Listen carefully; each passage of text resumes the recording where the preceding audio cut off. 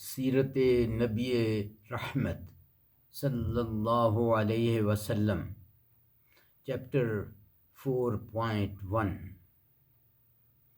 پہلی ہجرت حبشہ۔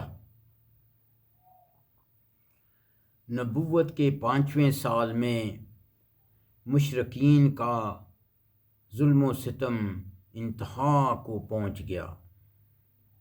رسول اکرم صلی اللہ علیہ وسلم نے دعوت و تربیت کے لیے کو صفا کے دامن میں دارالارقم منتخب کر لیا۔ انہی دنوں مندرجہ ذیل آیت نازل ہوئی جس میں ہجرت کی طرف اشارہ تھا۔ سورہ الزمر آیت نمبر 10۔ قل یا عباد الذین آمنوا اتقوا ربکم، قل یا عباد الذین آمنوا اتقوا ربکم للذین احسنوا فی ہذہ الدنیا حسنہ وارض اللہ واسعہ انما یوفی الصابرون اجرهم بغیر حساب۔ آپ فرما دیں، اے میرے بندو جو ایمان لائے ہو، اپنے رب سے ڈرو۔ جو اس دنیا میں نیکی کرتے ہیں ان کے لیے نیک بدلہ ہے، یعنی جنت۔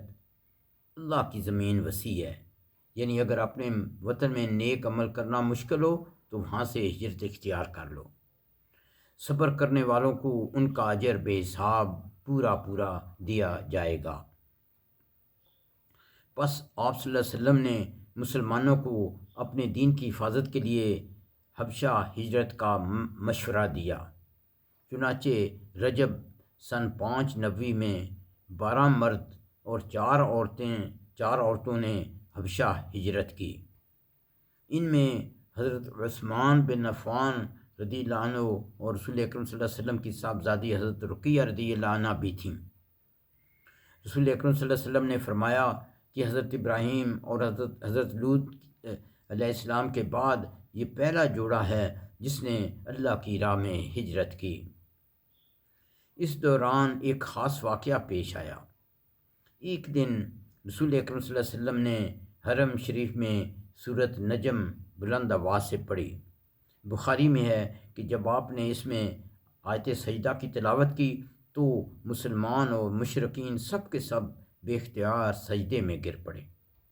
جب یہ خبر حبشہ کے مہاجرین کو پہنچی تو انہوں نے سمجھا کہ سب مشرکین بھی مسلمان ہو گئے ہیں، اس لیے انہوں نے ماہ شوال میں مکہ کا رخ کیا۔ جب مکہ کے قریب پہنچے تو انہیں حقیقت معلوم ہوئی، اس لیے کچھ لوگ واپس حبشہ چلے گئے اور کچھ چھپ چھپا کر یا قریش کے کسی آدمی کی پناہ لے کر مکے میں داخل ہوئے۔ یہ تھا پہلی ہجرت حبشہ کا بیان۔ ربنا تقبل منا انک انت السمیع العلیم وتب علینا انک انت التواب الرحیم۔